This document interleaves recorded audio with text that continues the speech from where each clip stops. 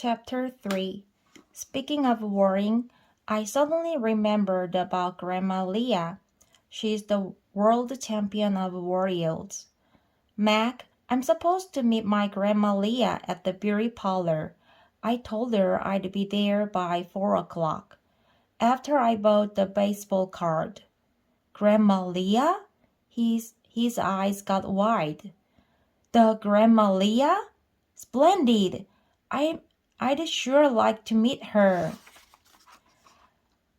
I wasn't so sure how Grandma Leah would take to meeting her future great-grandson, but maybe she could help us figure out how to find the tour bus. The beauty parlor's just a few blocks away, I said. So we started down the street. Right away, I saw Mac didn't have a clue about traffic. Maybe traffic worked differently in the future. I made sure he held my hand crossing all the streets. Wow, he said. Look at that, Dad. He was pointing at the corner. I didn't see anything, just an old guy walking his dog. That guy is bald, Max shrieked. The bald guy gave us this really dirty look. I hurried Mac down the street. So what? I said. So nobody gets bald anymore. Dr. Harry Flash discovered the cure around 2009. His birthplace was the first stop on our tour. Mac took one more look back at the bald guy. It's so weird to see how people looked in olden times. The past is splendid. Actually, I wouldn't mind staying a while. I didn't say anything, but in my gut, I knew that wasn't such a hot idea. Mac needed to get back where he belonged, in the future. In a few minutes, we arrived at Pierre's Hair Today beauty parlor. Inside, all the ladies sat on their big bubble-type hair dryers, reading magazines. One lady was leaning back over a sink, getting a blue rinse in her hair. There was a framed picture of somebody named Ethel Merman hanging next to the cash register. She had written, Dear Pierre, love ya baby, across the bottom of it. We found Grandma Leah sitting in a chrome chair, the kind that goes up and down. A hairdresser guy was fussing over her. She seemed to like being fussed over. Zack, dear, hello, she said. Did you get the baseball card? Before I could answer, Grandma Leah turned to the hairdresser guy. Mr. Pierre, this is my grandson Zack, and she stopped talking and looked at Mac. Who is your friend, Zack? Grandma, I said. This is Mac. How do you do, Mac? She said. Mac was looking at Grandma Leah like she was a movie star or something. Are you the famous Grandma Leah? She asked. Famous? She said. She looked delighted. I've heard so much about you, said Mac. You're like a legend in my family. A legend? Said Grandma Leah. Mr. Pierre finished rolling Grandma Leah's hair in big fat curlers. Then he walked away. Grandma Leah swiveled her chair around. This is a lovely young man, Zack, she said. Is he a friend from school? Not exactly, I said. Then where do you know him from, dear? I looked at Mac. He shrugged. Grandma Leah is 88, but she's a very peppy, open-minded person. I was sure she'd be able to handle hearing who Meg was. Grandma, I said, actually, Meg is my son. Grandma Leah stared at Meg for a moment in silence. Then she shook her head. Zack, don't talk nonsense, she said. You can't have a son. You're a 10-year-old boy.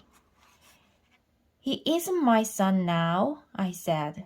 He will be my son when I grow up and get married. You mean that then you will adopt him? She said. Somebody older than you are? She made a sour face. No, I'm sorry. This just does not seem proper.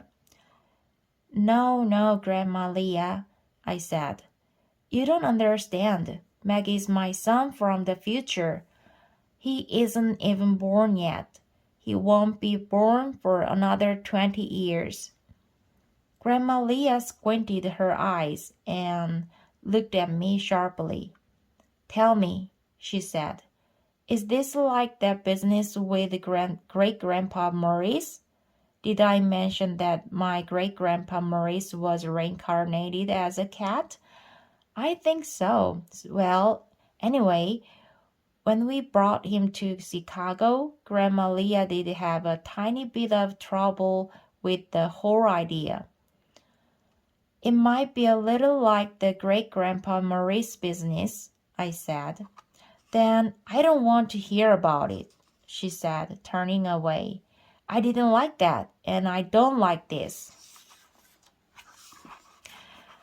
Mr. Pierre came back with a huge dryer on a stand. She fitted it over Grandma Leah's head, then he turned it on. We waited till Mr. Pierre left before we went on talking. Great-Grandma Leah, said Mac, I really am Zack's future son, and I'm really glad to meet you. Tell him I don't talk to people from the future, said Grandma Leah. She was speaking louder now because of the noise from the hair dryer. Tell him I don't talk to people from the past either. It's a rule I have.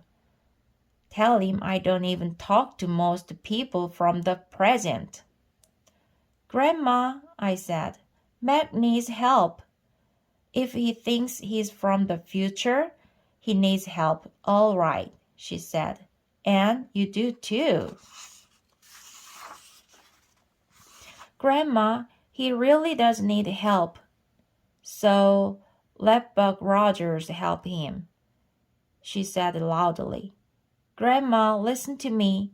I didn't want to shout, so I leaned over till I was almost nose to nose with her. Meg got off a tour bus from the future by mistake, and it went on without him.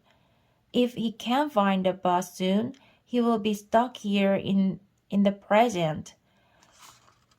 It will make the grown-up me in the future really worry. I don't know what to do. Don't you have any advice? Grandma Leah sighed a big sigh. I think the part about the grown-up me worrying was what got her. Worrying is something Grandma Leah knows a lot about. All right, she said. All right, tell me. Does he know what stops the bus is making? No, he left the schedule on the bus. Well, has the bus stopped at the Empire State Building yet? I turned to Mac. He shook his head. All tour buses stop at the Empire State Building, she said. It's a law they have. So go to the Empire State Building and you will find your bus. She opened her purse and took out some money. Here, she said. Take a cab, my treat. I'd go with you. I'd go with you myself, but my hair is wet. Also, I can't stand the crowds.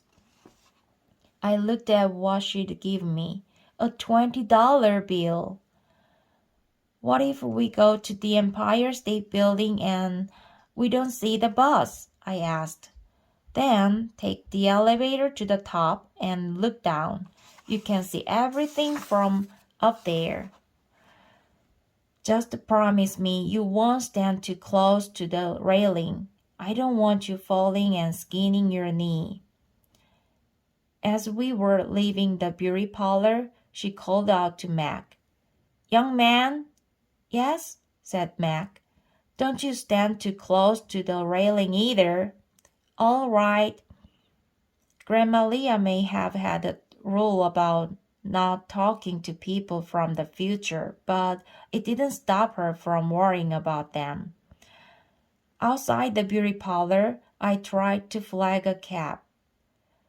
Then Mac did something I've never seen anybody do. He suddenly got dimmer, then brighter again. Like when you're watching TV and suddenly there's this kind of a blip in the picture. Hey, how do you do that? I asked. How do I do what? You got dimmer and then you got brighter again. His eyes got very wide. You mean I flickered? Oh, do you think this is what the teachers were talking about when they said something bad would happen? Maybe I'm de-anomizing. He flickered again. This time he laughed. Hey, it kind of tickles, he said. Mac, this is nothing to laugh about, I said sternly. You need to get serious about this. Oh, I was beginning to sound like a real dad. I've got to get to